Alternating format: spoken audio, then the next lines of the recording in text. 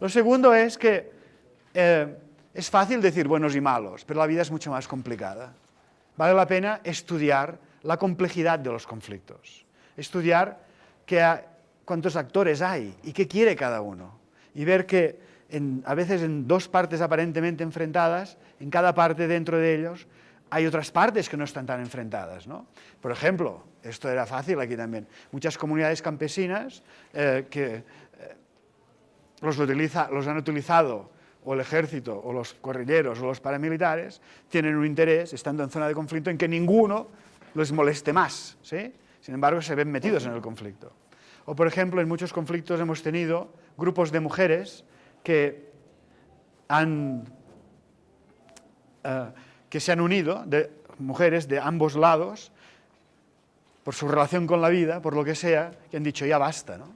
Ya basta de que nuestros hijos tengan que matarse en la guerra, ¿no? O que nuestros maridos se vayan a matar entre ellos. De hecho, hay una obra de Aristófanes, creo que es Aristófanes, Lisístrata, donde las mujeres de la Grecia antigua se ponen en huelga de amor hasta que los hombres dejen de hacer la guerra. Es algo muy interesante. Bien, los conflictos muestran los problemas de las sociedades y si los exploramos y vemos los distintos actores que hay, podemos empezar a descubrir qué posibilidades hay de encontrar rasgos comunes, de encontrar soluciones, ¿no? De encontrar acercamientos para buscar soluciones y no que se estén matando unos con otros. Por ejemplo, buscamos los orígenes de la violencia, porque la violencia nunca es gratuita. Siempre hay alguna razón que lo explica, algo que la ha generado, ¿sí?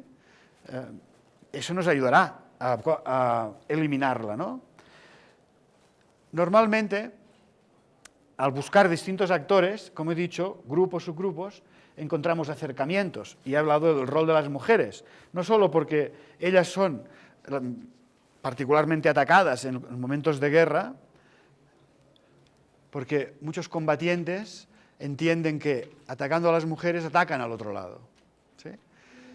En el machismo habitual, cuando un hombre maltrata a una mujer, lo hace con un criterio.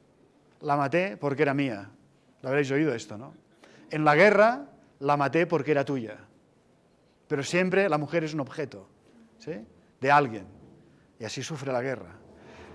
Por eso también explica su aproximación mucho más pacifista en general, ¿no? Ustedes tienen en la web un informe brutal, magnífico, de cientos de páginas sobre las víctimas mujeres del conflicto en Colombia. Si lo googlean, lo encontrarán.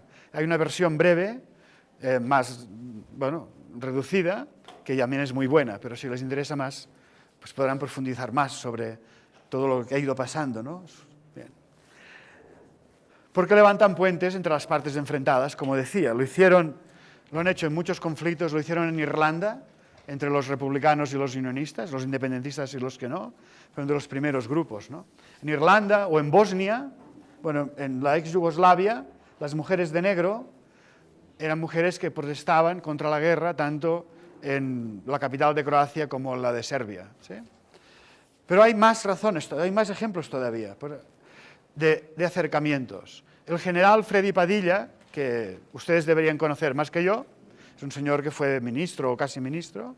Este señor, en mayo del año pasado, yo estaba allí, ¿sí? En una conferencia explicó que tenía una carta, mayo del año pasado, de militares, exmilitares, porque los habían expulsado del ejército, detenidos en La Picota, junto con militantes de las FARC. A estos no los habían expulsado, porque estaban detenidos simplemente, ¿no? Que habían hecho una carta conjunta a favor de los diálogos de La Habana. Estos dos combatientes se habían reconocido en la cárcel mutuamente, tú eres combatiente, yo también, y ya estamos hartos de sufrir y creemos que la guerra no nos lleva a nada. Sin embargo, esto se ha difundido poco, y había periodistas por allí, ¿no? Estaba yo, que ya no hago de periodista, ahora solo hago de profe, ¿no? Pero habían periodistas. Sin embargo, esto no se le ha dado cancha. Ahora esto no tiene mucha importancia, porque ya hemos visto reunirse a generales con dirigentes de la guerrilla, ¿no?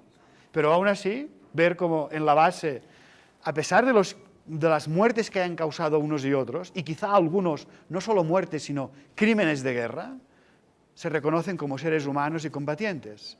Y esto es un gran paso, ¿sí? Esto ayuda ayuda a encontrar soluciones, ¿no? A no aumentar el dolor, ¿no? A desescalar el conflicto, ¿no? Esto ocurrió igualmente en las cárceles irlandesas. Presos republicanos y presos pro-británicos, o sea, independentistas y pro-británicos, se reconocieron como presos políticos, algo que el gobierno británico no se los quería reconocer, perdón, ¿sí? Y esto ayuda a acercar las comunidades, ¿no? A ver que no hay que matarse mutuamente, sino que tenemos muchas más similitudes de las que nos creemos.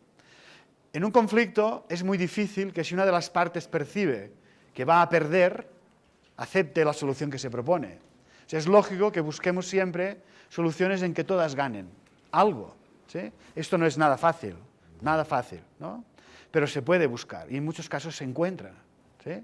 Se va encontrando, incluso en conflictos tan difíciles como el israelo-palestino, en que siempre parece todo bloqueado, cuesta mucho de avanzar. Hubo un acuerdo de paz en Oslo en el año 2000, no me acuerdo qué, es igual, 2001, no, 90 y pico, es igual, ahora me acuerdo el año, que unos tenían mucho, digamos, los israelíes, y los palestinos casi nada. Entonces, ¿cómo planteamos que ganen todos?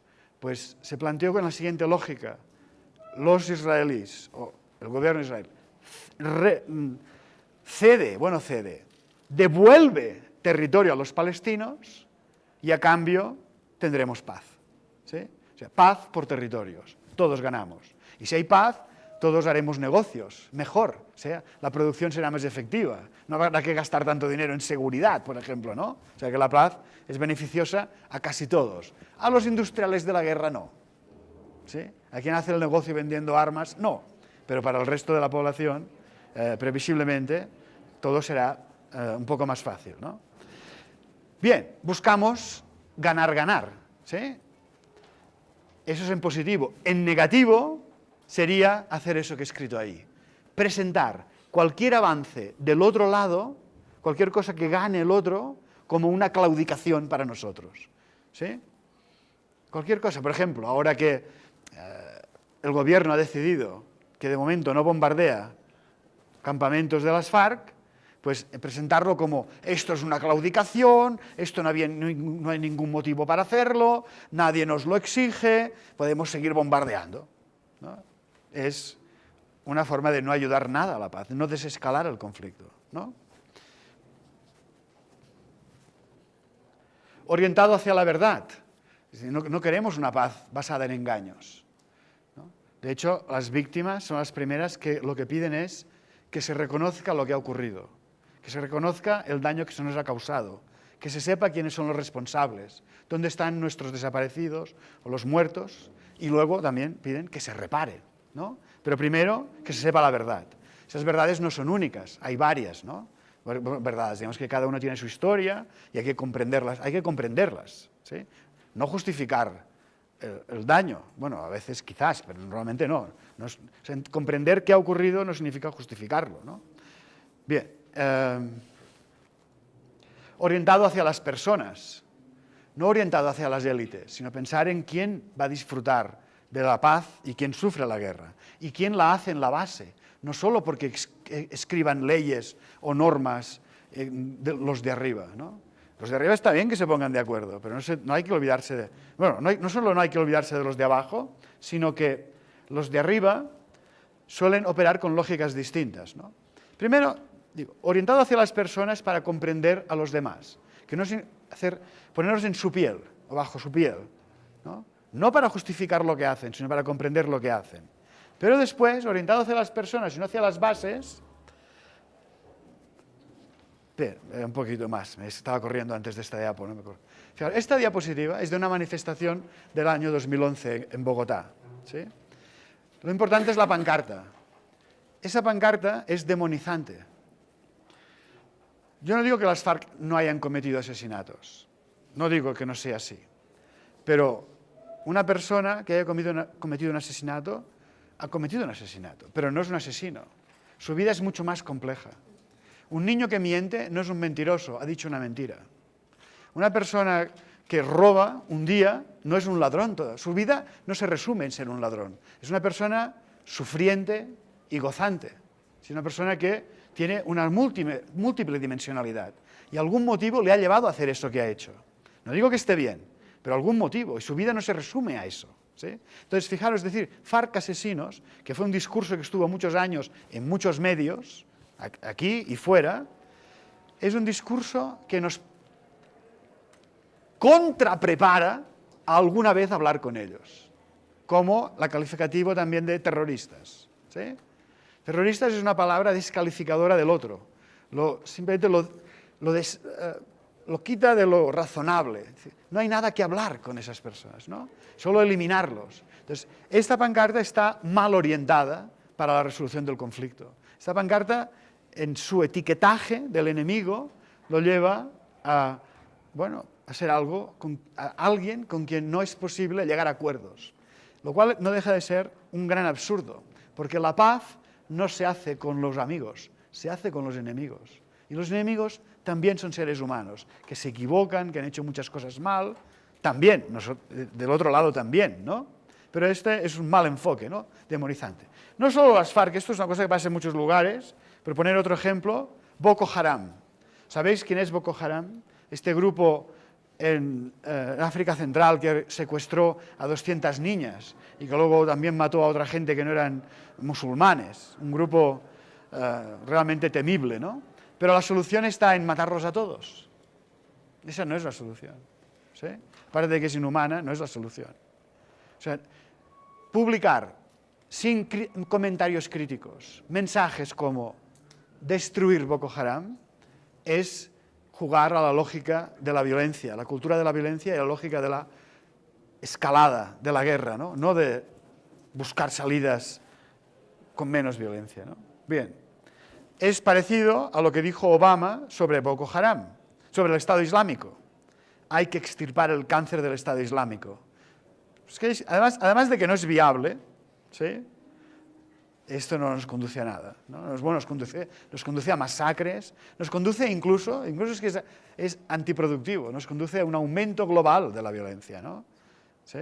No, es un desastre. Bien, esto es habitual en los medios, ¿no? Hablar del sufrimiento de todos es algo importante también, y en su justa medida. Pero este diario, que no era malo, el día que dedicó una página entera porque 2 soldados españoles habían muerto en Afganistán, es para decirles, ¿y los miles de muertos de Afganistán dónde están? ¿Sí? De estos no nos acordamos, solo cuando uno de los nuestros muere, entonces, página entera. Es comprensible, humanamente es comprensible, ¿no? Duele porque quizás unos cuantos españoles les conocían además, unos cuantos, no muchos más, ¿sí? No es un dolor familiar, ¿sí? Pero lo hacemos así, ¿sí? Nuestro dolor es más importante que el de los demás, ¿no? Eso no es lo que hay que hacer, ¿no? Milos Basic, que era un periodista serbio que estaba allí durante la guerra en la Yugoslavia, decía, cuando un soldado dispara para matar a otro, antes de que el otro muera, él ya es víctima de su propio disparo. Su cabeza queda tocada para el resto de la vida. Matar a alguien no es banal, es algo... después uno se puede automatizar y seguir matando, pero ya está mal, ¿sí? Eso no significa que esté bien que maten, ¿no? Pero es importante ver que en muchos victimarios, bueno, en casi todos los victimarios, también hay una víctima, ¿sí? De esa guerra en que se ha metido, ¿no? En Colombia ya se hacen muchas cosas para hablar del sufrimiento de todos. Los informes de Basta ya hablan de todas las víctimas del conflicto, ¿no? Las de un lado, las de otro, y esto es muy positivo, porque no es positivo que haya víctimas, es positivo que hablemos sin tapujos de todas, ¿no? De un lado y del otro, que nos hace humanos a todos. Bien, es preactivo, y esto es muy importante. Preactivo quiere decir que actúa antes de que estalle la violencia. Porque ya nos gustan los conflictos, pero hay que informar sobre ellos y ayudar a encontrar soluciones, a evitar que estalle la violencia, ¿no? Esto va a pasar, bueno, está pasando y va a pasar, porque en Colombia yo vengo de paso una semana y me voy, pero... ¿sí? Bueno, estuve un mes, todo el mes de mayo, y vine en septiembre también. Estamos hablamos de post-conflicto.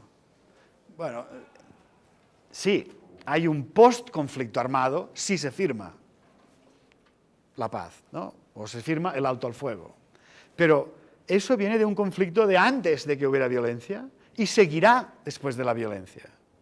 Porque, bueno, de hecho, los acuerdos ya van encaminados a ir resolviendo el origen de la violencia, las desigualdades que llevaron a la violencia, desigualdades y represión que llevaron a la violencia, ¿no? Pero eso hay que ir haciéndolo, ¿verdad? Por lo tanto, habrá que seguir actuando cuando hagamos coberturas de esos conflictos que seguirán arrastrándose, ¿no? De la aplicación de los acuerdos y de lo que hay que ir resolviendo. Hay que informar de forma que ayude a resolverlos y no que vuelva a estallar la violencia, ¿no? Esto es periodismo preactivo, ¿no? Y orientado, ya lo he ido diciendo, hacia la resolución, la transformación, la reconciliación. No solo en nuestro país, sino también hablando de otros casos de los cuales podemos aprender. De los casos de Irlanda, de Sudáfrica, de Guatemala. Se aprende y desaprende. Pues se aprende incluso de sus errores, ¿no? Allí donde ha habido acuerdos y donde hay procesos lentos de aplicación de los acuerdos de paz, pero se van haciendo. En Líbano, en la Yugoslavia, ¿no? Por ejemplo, en Irlanda es interesante ver, y esto veréis que liga con lo de las élites que decía antes, cómo antes de que se firmaran los acuerdos de paz, la sociedad estaba tan harta de la guerra, tan harta, que esa presión se dejaba sentir desde las parroquias, desde la calle, desde las iglesias, ¿no? Y los periodistas, cuando iban a las ruedas de prensa de los políticos que negociaban, les decían: ¿ya tenéis acuerdo? ¿Ya tenéis acuerdo?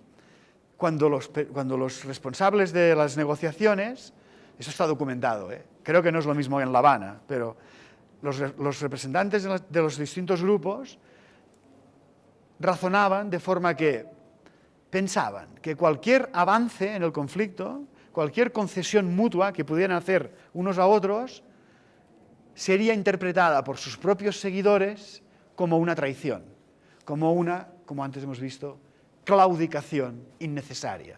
Y entonces los negociadores se retenían, ya veían que podían avanzar, que el otro no era un demonio, que era justo lo que pedía, y que él también pedía cosas justas y el otro se las reconocía. Pero decir esto, claro, esto no te da votos, ¿sí? Porque dices, ese tío es un endeble, ¿no? Este tío, esta tía, no hace lo que le hemos pedido. Sin embargo, al encontrarse los periodistas que decían, ¿qué? ¿Ya tenemos acuerdo o qué? ¿No? Bueno, eso ayudó a precipitar el acuerdo que era posible, ¿no?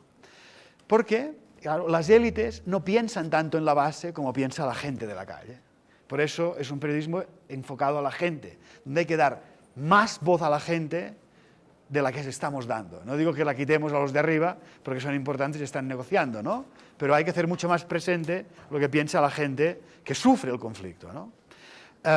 Tanto es así que este David Irvine, que era un dirigente irlandés de una de las partes, un día dijo: hoy el reto de un dirigente de una de las partes en conflicto no es dirigir a su parte en contra del enemigo, sino enfrentarse a aquellos de su lado que no quieren hacer la paz. ¿Sí? Es todo un giro en el planteamiento, ¿no? De hecho, aquí está pasando cosas así, pero hubo un momento en que no pasaba eso, claro, ¿no? Bien. ¿Cómo vamos construyendo, cómo explicando otros conflictos nos sirven? Por ejemplo, explicar que el conflicto irlandés, hasta 7 años después de firmar la paz, no se eliminaron los arsenales. Esto responde a una pregunta que hoy está planteada aquí, ¿no? Una pregunta que tuvo que salir en septiembre Santos diciendo: yo nunca he pedido que las FARC entreguen las armas. Hemos dicho que se neutralicen los arsenales, pero entregar las armas no. Porque es lógico, no digo que está bien o mal, es lógico que las FARC no quieren entregar las armas, porque eso es admitir una derrota. El combatiente se rinde, entrega las armas, ¿sí? Aparte de las precauciones que puedan tener en el sentido de que, bueno, tengo que estar seguro que esto avanza bien antes de entregar las armas, ¿no? Pero no es necesario. De hecho, es tan poco necesario, como veremos luego, que ya ha cambiado el vocabulario y ahora se habla de dejación de las armas. Entonces, no hace falta que las entregues. Quiero saber que no las utilizas. Y en Irlanda, 7 años después, un comité internacional que tenía la confianza de todas las partes certificó que el ejército republicano irlandés había neutralizado todo su arsenal. Y no pasó nada. O sea, se podía firmar la paz sin que se entregaran las armas, ¿no? Entonces, saber eso nos da otra luz sobre estas exigencias que hoy tenemos en el ambiente, ¿no? De, tienen que entregar las armas, ¿sí? Si no, no firmamos nada, ¿sí? ¿Cómo presentamos la reconciliación, ¿no? ¿Cómo presentamos el paso lento y de construcción necesaria? Bueno, pues se podría resumir en esto, ¿verdad? Todos hemos oído hablar de estos conceptos, ¿no? Verdad, reconocer el daño causado, compromiso de no repetirlo y reparar todo lo que se pueda. Hay cosas que no se pueden reparar. La vida, si se ha perdido, no se puede devolver, pero se puede hacer bastantes cosas, ¿no? Bastantes. ¿Sí? Y también, entonces, y justicia también se dice, ¿verdad? O también la palabra impunidad, ¿no? La verdad, bueno, reconocer el daño, está bien, reparar en lo posible y no repetir, el compromiso de no repetir, ¿vale? Si hay un acuerdo de paz, estas 3 cosas están hechas, ¿no? Porque si hay acuerdo de paz, no hay peligro de que se repita. Bueno, inmediatamente. Si se abre otra vez el conflicto será otra cosa, pero ¿sí? Consiste en eso, ya no matamos más, ya no podemos más bombas, ¿no? 1, no se repite, bueno, exacto, se conoce la verdad, por supuesto, que esto se puede hacer, no es fácil, se puede hacer, se reconocen las responsabilidades, se saben dónde están los desaparecidos, tanto como se pueda, no se repite y además hay compromiso de no repetir, porque si abandonas la guerra, ya está, ¿no? Entonces, esto es justicia. Si a esto le añades justicia, o sea, como una cosa separada, como he puesto yo aquí, pero con otro color, no ha cambiado el color, es igual, ¿sí? Entonces, ¿qué queda ahí? Solo queda una cosa, castigo, ¿sí? Pero la justicia no tiene por qué ser castigo. La justicia es lo anterior. El castigo solo está justificado cuando hay castigo en el sentido de la cárcel, ¿no? Cuando metemos a alguien en la cárcel para que no pueda volver a matar, o no pueda volver a robar, lo que fuera, ¿no? Razón 1. Razón 2. Lo metemos en la cárcel para que se rehabilite. La cárcel no sirve mucho para rehabilitar, ¿sí? Dejemos eso al margen, ¿sí? Pero rehabilitar significa he hecho mal y no lo volveré a hacer. Pero eso ya lo tenemos aquí, ¿no? Reconocimiento y no lo volveré a hacer. Digamos que quien firma la paz automáticamente es rehabilitado en el sentido de la rehabilitación que se supone que da la cárcel. Y tercer y único argumento que serviría es que sirva de ejemplo para que otros no lo hagan. Pero para que sirva de ejemplo, para que otros no lo hagan, si desaparecen las condiciones de la guerra, no es necesario.